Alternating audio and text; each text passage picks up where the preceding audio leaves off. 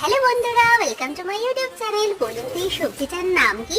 আর আজকে আমি এটাই রান্না করব। জানেন তো, এটা আমি এখানে এসেই প্রথম দেখতে পেয়েছি।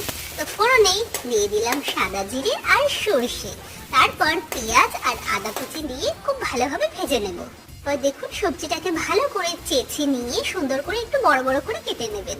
মশলায় খুব বেশি কিছু ইউজ করব না, ওই ঘরোয়া লাল মরিচ, একটু হলুদ আর জিরের পাউডার দেবো।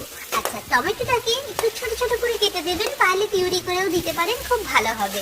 আচ্ছা, মশলাটা রেডি করে তারপর সবজিটাকে আমি অ্যাড করব। আচ্ছা, এই সবজিটাকে কিন্তু বেশ খানিকক্ষণ ভাজা ভাজা করতে হবে, ওই 5 মিনিট ধরে ভাজা ভাজা করতে হবে। আর জল খুব বেশি দেবো না, কেন কি সবজিটা জল ছাড়বে। আর নামানোর সময় একটু গরম মশলা ধনেপাতা দিয়ে নামিয়ে ফেলবো। আর চলুন, তারপর বরের টিফিনটাকে আমি রেডি করে ফেললাম। তো ভালো লাগলে একটা লাইক এন্ড শেয়ার করবেন।